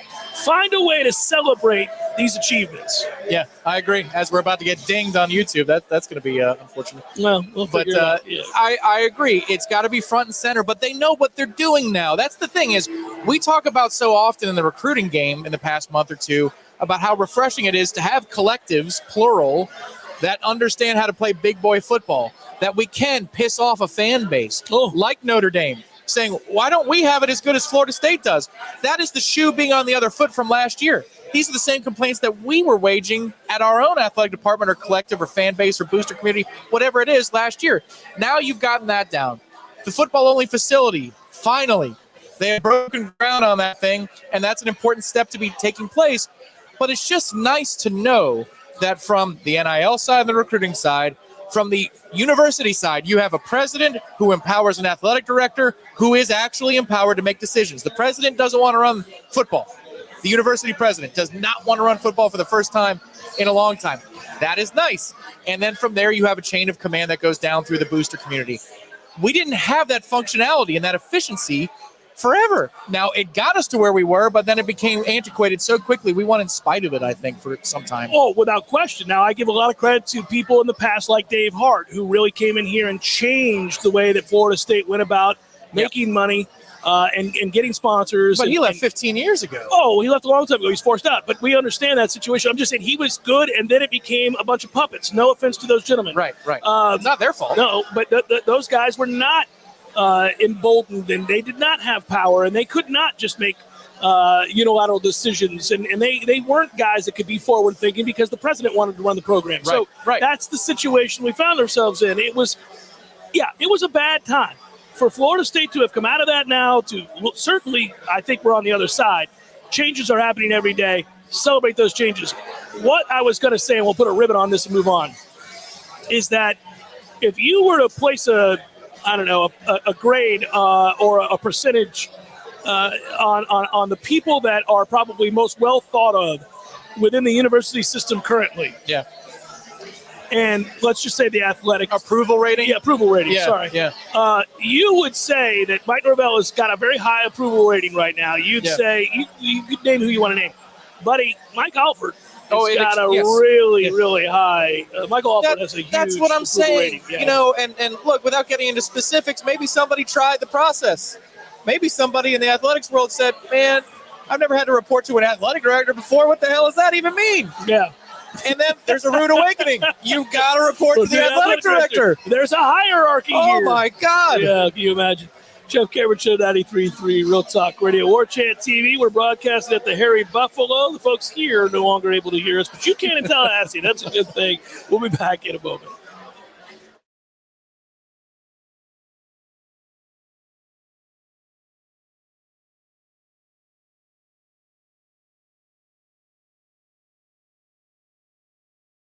Total Comfort Service Program with guaranteed same-day service, 15% off necessary repairs, and $25 berry bucks to use towards air filters and other products. Turn to the experts at Carrier and Barano Heating and Air. Any day, anytime, anywhere. Online at baranoac.com. Florida license CAC 1816-186.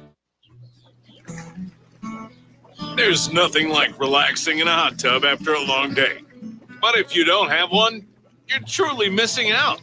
Hot tubs and spas have tremendous health benefits, besides just helping you relax. Like improving your sleep, they help with pain relief.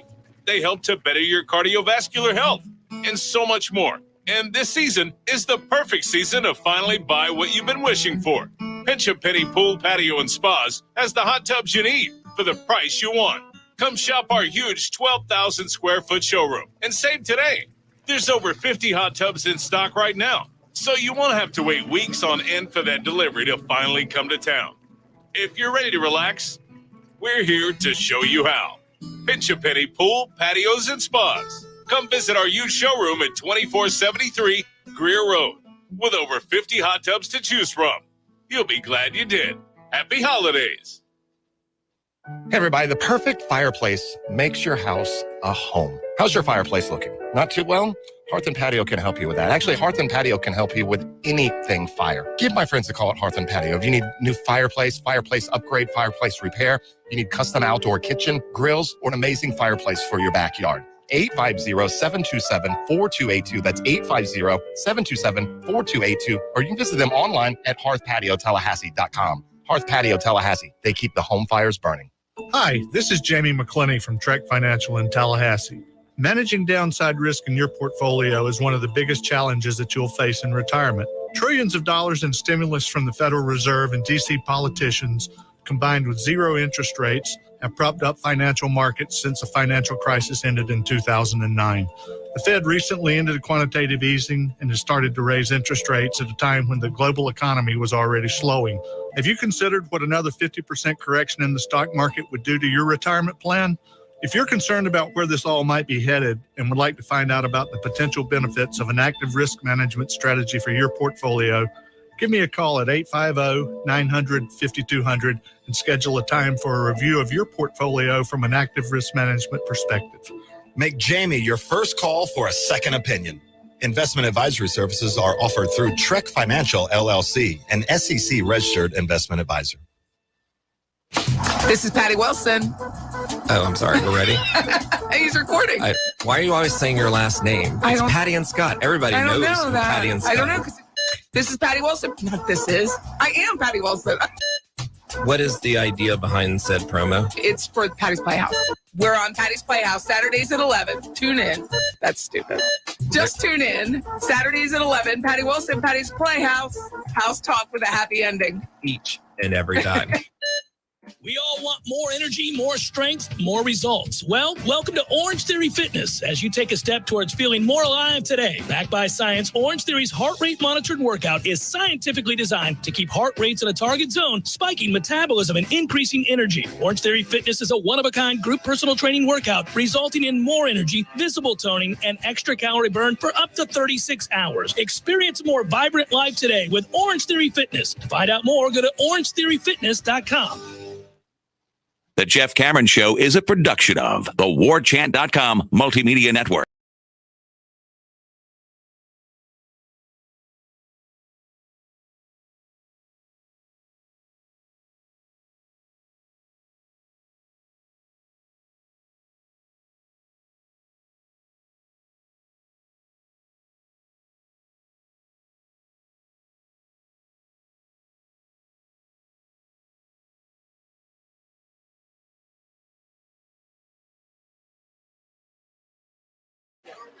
Go back to October the 29th. Florida State beat Georgia Tech 41-16.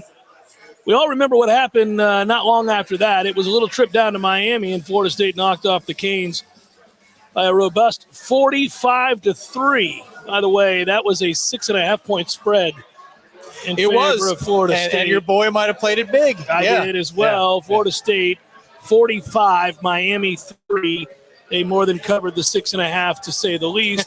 Unfortunately, that game played to the under because Miami was a bunch of incompetent children who didn't deserve to be on the field. No, I'm just reminding folks that that's why the over didn't hit. Miami's ineptitude and impotence led to 3 points. Spread could have been 41.5. Yeah, it could have been. Would have covered. I mean, for example, the game against Georgia Tech hit the over because while Florida State scored 41, Georgia Tech did score 16.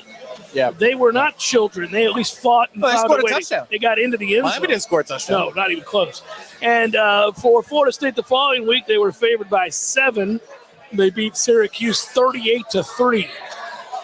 That was played to the under as well at 51.5. I may have had the under there. I was thankful that Syracuse was also impotent.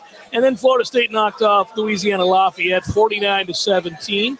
Covered the spread again. Are you seeing a trend here, guys? That is a cover, that is a cover, that is a cover, that is a cover in every one of those games. It is also a robust point total in every one of those games. In total, it went like this: 41, 45, 38, and 49. And, of course, the final game of the year was not a cover, and I worried about it because Florida was going to score against this defense, and they did, 38 points. Florida State dropped 45, though, and so it was that Florida State did not cover. It did hit the over. But, man, those are point totals again. going back to October, of 41, 45, 38, 49, and 45. No reason to think this offense will not put up big numbers again tomorrow. I'm excited. That is just what they do. It is a fun thing to point out. They score a lot of points. Now, if you want to say they didn't score a lot of points against NC State, you're right. But it is also fair to say that Florida State is a much better team right now than they were in week 2 or week 3. I mean, the teams get better. They are allowed to grow. They figure out. They learn from mistakes. They learn from problems. And they had a hiccup in the middle of the season. We all know it. A 3-game losing streak where they didn't play their best. You could say it coincides with the fact that they played Clemson. I agree. It coincides with the fact that, you played NC State, who had a good defense. I agree. So is there room to grow? Certainly. But this team covering that many spreads and being responsible for that many blowouts, and I didn't go back to the early games that we had a couple blowouts in. The Boston College walked away with that win. It was over by the end of the first quarter. They covered. The number was huge. Obviously, we know what they did against the high school team that they started the season against. So that's 7 blowout wins for Florida State, a hell of a lot of covers. And I know that not everybody that listens to this show cares about gambling. Not everybody that listens to this show even likes that we bring up gambling. They're little old fogies, and that's okay. I get it. But here's why it is important and how you can use it and how it's applicable. You know what good teams do? They do cover. Yeah. It's not because they want to cover. It's because they're dominant, because they're badass. They dominate the line of scrimmage. They dominate games. And for years, what did we do? We had so much fun with the ATM that was Alabama in the first half. They would just overwhelm people. That became Florida State at points this year. Good sign. Yeah, no, it's a really good sign. And what did they do in order to get to those numbers? You would think that typically if you're going to hit the upper 30s or the lower 40s, that you're an aerial assault. You're throwing for 4 bills a game, 5 touchdowns and a pick, because that stops the clock more. They've run for 200-plus yards in 7 consecutive games leading up to the bowl. 200 yards. And even though it wasn't nearly as consistent against Florida as it was against those other teams leading up to the Florida game, they still ran when it mattered most. They still ran in a traditional manner, in mixed in with some stops, more stops than anybody else got against us in that stretch. But they were able to, when the game was on the line in the fourth quarter, run Trey Benson. When the game was in the formative moments, they're running Trey Benson. It's not trickery and all Jordan Travis rushing for $150 and then they've got one explosive play. That is the fundamental difference on offense between last year and this year. Last year, we knew they were going to hit on runs of over 20, 30, 40, and sometimes 50 or 60 yards. They were going to get their home run, whether it was Jayshon Corbin or Trayshawn Ward. But Jayshon Corbin hit his head against the goalpost a few times 2 seasons ago. Yeah. This past year, they were able to do it in more traditional ways. They're able to gain 6 at a clip, able to gain 10 at a clip. Still have the explosive runs, but they were able to get in those situations where they're in 2nd and 6 and 3rd and 2 and so forth. And they were able to do it not only with changing where the fight takes place with counter and motion, they were also doing with outside zone, which is a much more traditional play. The thing I'm looking forward to as we get into next season is the evolution of this running game to where an inside zone or something straight up the middle is going to be a part of the offense as well. Yeah, running veers and dives and yes, trap, whatever you want to run. Yeah, that's the next wave. But they've added so many wrinkles to the rushing attack this year, and that has been the basis to get to those ridiculous numbers in terms of being consistent in the upper 30s and lower 40s. That's a ridiculous rate to be at, unless you're in the Big 12 like Oklahoma, when everybody scores like that every weekend. But they were able to do it in a way that you don't typically see in offense, arrive at those points and that production level. That's on the ground. And that's something that Oklahoma doesn't stop very well. I'm sure they've got a couple of things schemed up that we're not ready for because they've had so much time to prepare. Yeah, but when this game gets into the back and forth, I mean, look, Mike Norvell's offense is hardly ever the same. It's hardly ever the same. They've got different wrinkles that play off of their base plays every week. I just got done talking about what Brent Venables attempts to do with his defenses and what the Cincinnati Bengals do in the NFL, where they change their scheme every week on defense. It's amazing, right? You're right. It's good to point out that every week we attack defenses differently. It's rather remarkable. I can't help but think what Trey Benson's going to do next year. If you look at that schedule, you're right. You got the LSU game. We all know you got the LSU game, and you got the Florida game on the road at Ben Hill Griffin late in the year in November 25th. You've got the road game against Clemson, as I said, at Memorial Stadium. That's TBA. We don't know what the date is on that game. And you have the LSU. But other than that, can you imagine Trey Benson's numbers next year? And this would be the reason why you would not want to bet, amongst other things, but this would be the chief reason why you would not want to bet Jordan Travis to win the Heisman. Yeah. Because Trey Benson is going to be a rock star next year with this offensive line improvement and the schedule. You're going to want to run the ball. You're not going to want to run your quarterback, who's become a good thrower and a guy that can, pre-snap and do all the things you got to do. But how many yards is he going to run for in September against Southern Miss? How many yards is he going to run for in November against North Alabama? How many yards is he going to run for against Boston College, whom he took the opening kickoff back against in the game here in Tallahassee? How many yards is he going to run against Miami? Obviously, Miami. Beat them up, just own Miami's ass. How many yards is he going to run against Wake and Duke and Virginia? I mean, he could put up massive numbers this next year. He could have about 700-800 yards in about 5 games because I don't think they're going to leave him in the whole way. I anticipate, and again, that first team is going to play, hopefully, what do you think, 7 full games of football in a 12-game season in terms of snap count? I'm projecting that they're going to blow out teams enough that they're probably going to play somewhere between 6 and 8, depending upon variance and luck and weather and things like that. But that first team is going to get only so much exposure next year, but I still think you're right. Benson will go way over 1,000 yards. And then the question is the next wave of guys. This is such a huge opportunity. There is a big handoff coming next year with all the guys that we have that are either short-timers because they're graduating or because they're transfers or whatever it is. There's such a huge opportunity next year on that schedule to blow enough teams out that you can hand it off year over year to that next wave. You need to be in a position to blow a ton of teams out next year so they can get that experience, the next wave of guys like Rodney Hill, the young offensive line, the young wide receivers, and so forth. This game would be a Rodney Hill game tomorrow. This game, I'm not giving Trey Benson a gazillion carries tomorrow. Why? Yeah. Well, what's the point of Get Trey him to Benson? 1,000 and get him off the field. Get him off the field. What's the point? Like, the substitution patterns tomorrow will be very interesting. This reminds me an awful lot. Now, again, I'm not treating Oklahoma like they're Duke or some others. He's at 965 yards. Get him 1,000, get him out. Yeah. He doesn't need to play any more than that. I mean, because, again, that is a loaded backfield. That is probably the deepest, most talented position that they possess. You probably owe Trayshawn, if he's looking for other options, one more round of film for him. He could come back too. I mean, like these guys, if he's against healthy, their better interests, which is so amazing. I'd be really surprised if Trayshawn Ward comes back, but hey, he might. He hasn't opted out yet. Oh, there are many guys on this team right now, both sides of the ball. You would think by now would have made the decision to do so, and they haven't because they love being here that much. But whatever the case, beyond Trey, get you guys some exposure, and they've saved a lot of shirts as well, which they've talked about in the lead up to this game. They've saved some shirts, the 4th game of participation, right? So that they can get guys in this game. And honestly, I agree with you. This is where I'll take the other side of the argument about the importance of the game. But not for the reasons that you're saying. No, again, you want to win it so that you can use recruiting purposes.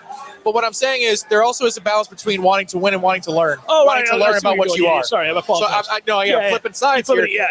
Is that you also have a real opportunity here to learn about what you have. And for those guys to learn about what they are and what they need to do. And you can bet that coaches treat these games. Yes, they want to win them. In certain situations, they really want to win them. But other times, these are guys that are treating this game like they are because they're exhibitions. Yep. And they want to see, can Rodney Hill carry the load for 20 carries?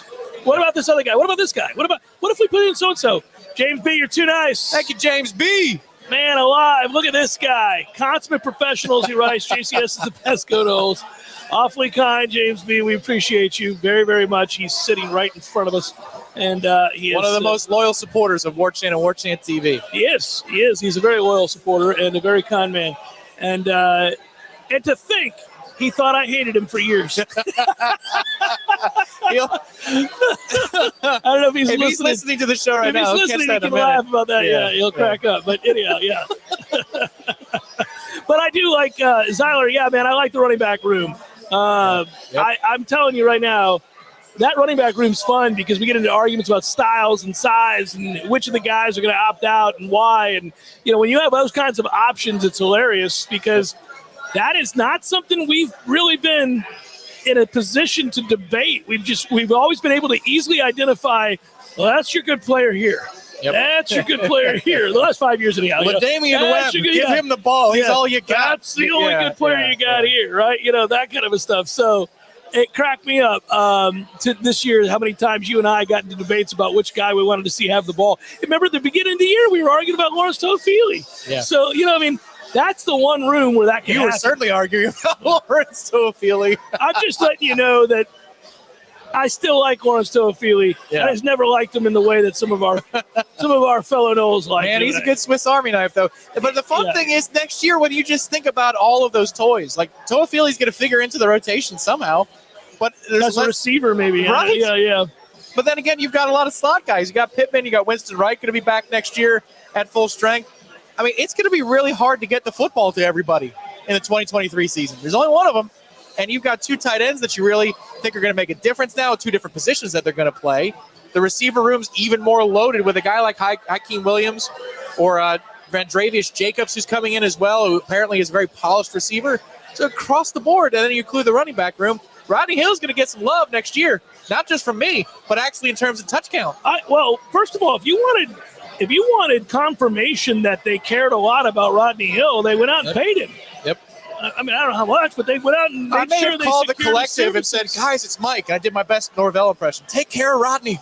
Yeah. Rodney's important. I think Ira Chaffel just walked in and is probably wondering where we are. Where's And the sound? He's fine. He's like, why can't I hear him? Where the hell are they? We'll take a quick break while we can here and get organized. Chef Cameron Show, we're broadcasting. You can hear it's live. It's out there in the distance. There are a lot of people here enjoying this, but it is starting to get loud in here. Great atmosphere at the Harry Buffalo off of Church Street here in Orlando. Jeff Cameron Show 93.3, Real Talk Radio and Warchant TV.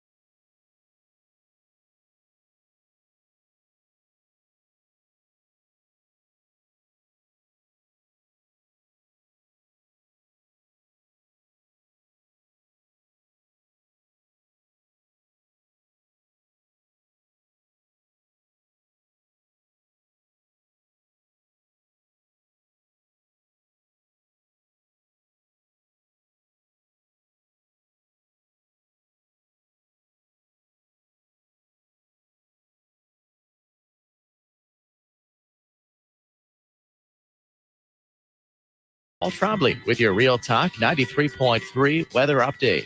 Sunny skies and calm this afternoon with a high of 64. Winds out of the east, 5 to 10 miles per hour. Lows dip down to about 42. Tonight, mainly clear. Partly cloudy skies tomorrow. Daytime highs approaching 72. Low 70s Friday and Saturday. Chance for scattered rain showers Friday. Chance for scattered storms Saturday. This report is brought to you by the Lawn Johns. For all your landscaping and lawn care needs, visit thelawnjohns.com. Right now, 67. Hey, no fans, our partner ISF Inc. is a national management and IT consulting firm located right here in Tallahassee, Florida, solving the future for state governments through strategy, process, and technology. As a trusted advisor for state governments, ISF knows the importance of defining a clear and detailed strategy. Our friends at ISF can help your organization create a strategy that sets you on a path to success. ISF. Your vision plus our expertise brings your brilliant ideas to life. Visit isf.com to learn more. ISF, solving the future. Hey, what's happening, Jeff? It is always good to see you, Eddie. Had a long day, my man. I was thinking about it. Gordo's was the place to ease the pain, you know? You're frustrated with your job. You're aggravated. Life's beating you down. Maybe your wife's speaking. Gotta get out the door. You know what? Here at Gordo's, man, we welcome everybody. Disgruntled wives, disgruntled husbands, kids running away from home. We'll even give that kid a job. Send them our way. Go make some money and eat delicious food at Gordo's. It's perfect. And have a damn good time doing it.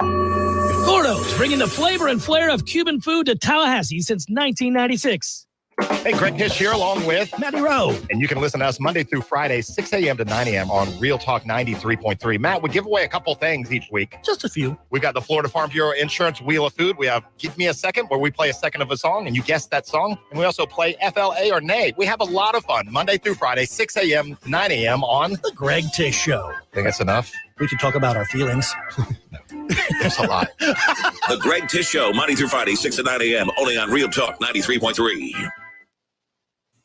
Welcome back to the Jeff Cameron Show, sponsored by Legendary Home Loans, a mortgage experience designed around speed, simplicity, and customer service.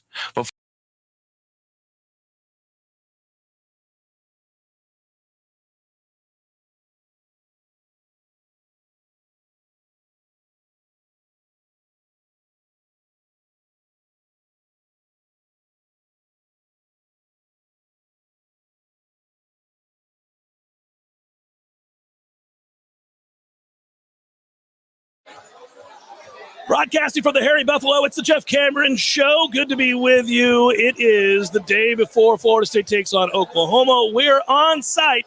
We appreciate those who came out. I know a little disappointing here in the second half of the show where you guys could not hear the audio. We'll get this rectified by the time we come back for Florida State LSU.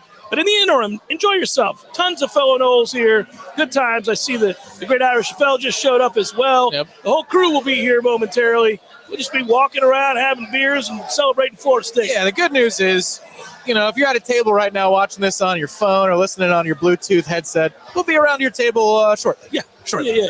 I'm looking forward to it. In fact, me too. Yeah, so again, the setup today, want to make sure everybody gets properly promoted because a lot of people invested in this. A lot of people have been good to us. Let's start with the Battle's End. They're hosting a block party beginning at 4 o'clock. Live music right outside the door here on Church Street, where you will get 3 different artists playing. Tyler Reeves going to play. I believe he's the Florida State grad as well, by the way.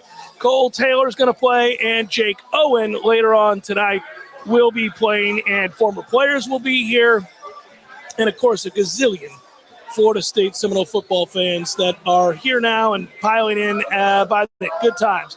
We're here till 3 live, and then at 3 to 4, as I said before, the whole Warchant crew kind of out with all of our Noel brothers and having a good time. So it's nice, man. The bowl game it's often said by coaching staffs that the bowl game is the reward, especially if it's not a playoff game.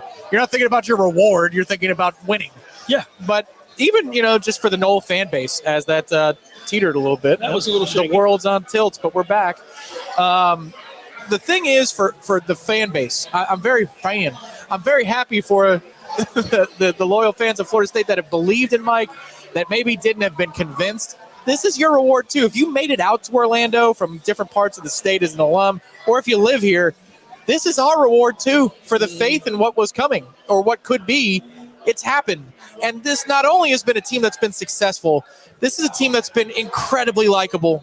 I mean, I'm telling you guys, behind the scenes, just as much as what you only see on television, there haven't been incidents of selfishness and nonsense in the practice fields every week that need to be sorted out.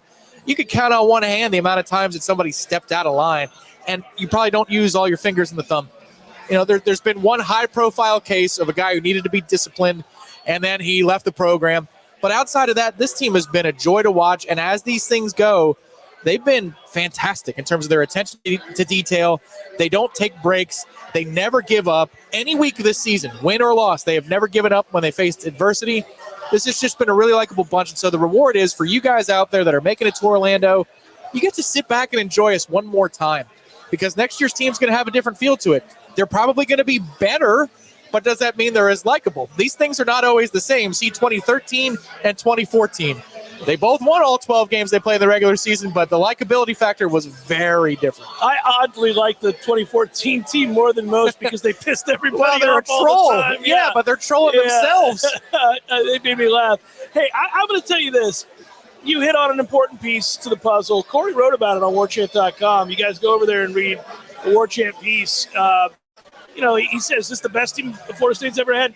No, certainly not. One of the most likable? I believe that is the headline. Definitely one of the most likable. Yeah, and that's true. We kind of said it early on, too. I thought that they showed aspects of a buy-in that hadn't been there in a long time. Yep.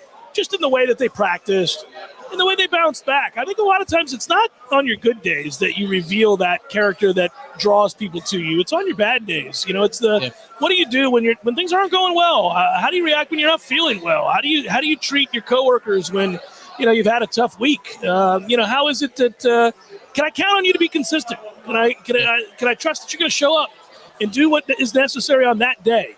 Mike talked about these guys in that way even in spring. He began to kind of cultivate that by noting each of their bounce back days. They'd have a bad practice, and Mike would even tell you, yesterday wasn't very good. I thought we got off to a slow start. Got better as the day went on, but it wasn't outstanding. We got to do better tomorrow. But they would do better tomorrow. They would always do better tomorrow. Or if they had a bad start at the beginning of the practice, they would have a good end of the practice, and vice versa. So I think at the end of the day, you began to see those signs, and certainly the coaching staff did, even at the beginning of the spring. And then obviously carried over to the fall. We saw the due diligence that they put in and the improvement. And it begins, it has to, and I think it does with most teams. It kind of, as far as players go, it really does begin with Jordan Travis because Jordan had to get better. You have to be a leader by definition at the quarterback position. And if you're quiet, and he kind of is, and you're a little bit shy, it's hard. You have to do it in other ways. You have to achieve that respect and that leadership role through, obviously, your play and your willingness to prepare. Because guys watch you. They watch every workout. They see what time you show up. They see what time you leave. They see whether or not you're accountable. If you do those things from that position and you improve the way that he improved and you show you're dedicated to getting better, because these guys want to win. If you show you're getting better and you're working hard to that end, guys will follow. And they did that. And Mike saw it. That's why he always was careful about the way he spoke about Jordan Travis. When he had opportunities to exalt Jordan and talk about what kind of kid he is and everything he had accomplished and how hard he'd work and why he was responsible for the culture shift, he would do it. But he was very calculated. Mike is smart about these things. And he did with other guys too, but it starts with Jordan Travis. Yeah, and you know what? He was willing to praise him and go on the record and talk about how much better he was before, frankly, we saw it in practice. You know, there were days, there were reps, there were drills. There was one in the spring in particular, and then there was one in the fall where Jordan owned a sequence of events. You go, oh, that's in him. And then in fall, it was pretty much a whole practice. And this was probably first week of camp, maybe second week of camp, where you realize, oh, that's in him. Okay. Well, the way that Coach Norvell would talk about Jordan Travis before that even happened in fall camp was that he had arrived. So to me, what that means is they couldn't have been summer workouts. You don't learn a whole lot about what somebody's ability is as a quarterback in summer workouts. No, not ability, no. That had to be the film room. That had to be the discussions they had about the offense, his discussions with Alex Atkins, his discussions with Tony Tokars.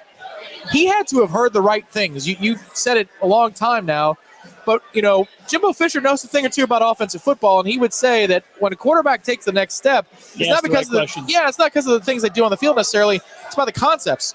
They ask the right questions. They understand what they're looking at. And my man, within 4 drives against LSU, you could see that Jordan knew where to go with the ball under duress. And it's not like LSU had a lot of film. It's a brand new program. There wasn't a whole lot of film of what they were going to do. It's a brand new program with a lot of wrinkles. His command of things just went light years ahead of even his practice performance. That's why we were different degrees of skeptical on the staff of he's taking a step, but how big of a step? How big a step has he taken? And Mike was saying it was huge, and we're like, are you sure, Mike? And you can't know till you play a game. You really can't know till you, but you can see things in practice that give you hope. You can see signs in the film room. Yeah. You can, by the kinds of questions he's asking and all that. But then you get into a game, and this is a coach and a team tasked with shutting you down and exploiting your weaknesses and not building you up. And so those teams and really well-coached teams can, obviously they're coming for blood, man. LSU wanted to win that football game, and they had a ton of talent on defense. And so you thought, and they tried everything. They tried a million different looks, and Jordan was like, no, man, I got this. It's all good. So that's exciting. I want to read this quote from that story that I just referenced from Corey. It's things like this that make you like him and everybody else when they get the opportunity to talk about Florida State University and this program.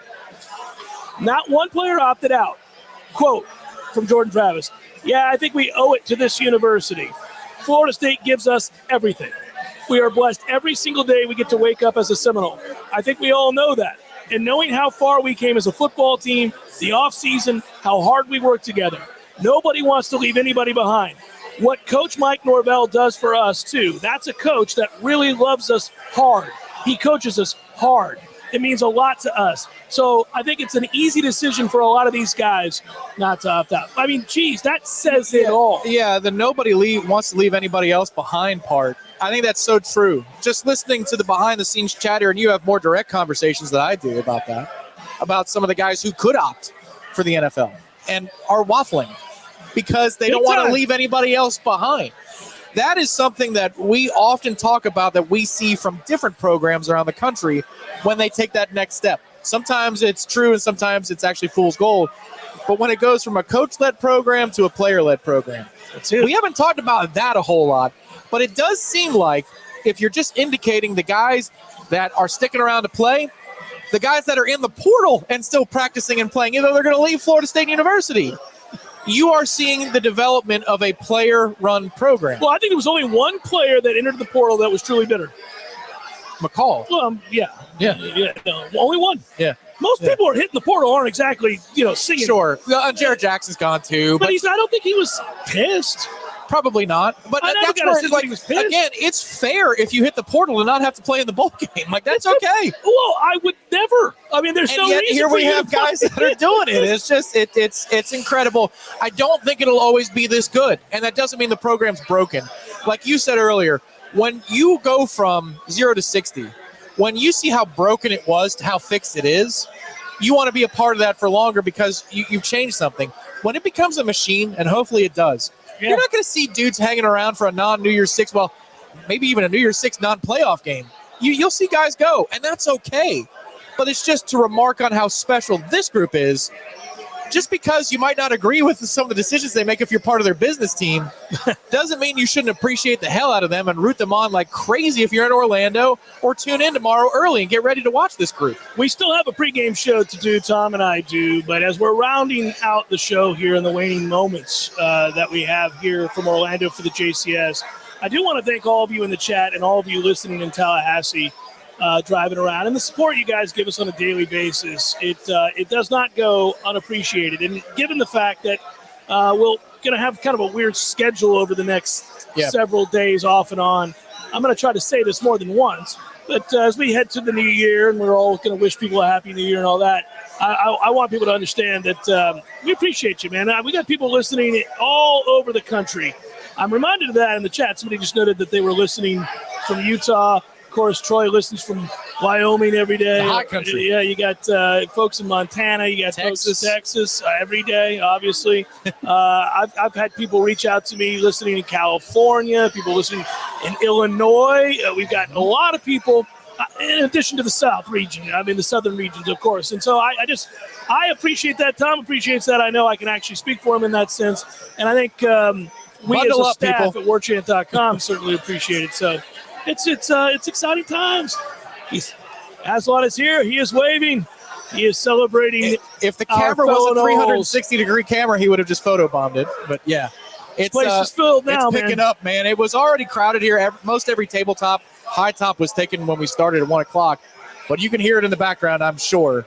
It's going to be a big-time celebration. And we're looking forward to, again, this only being the beginning.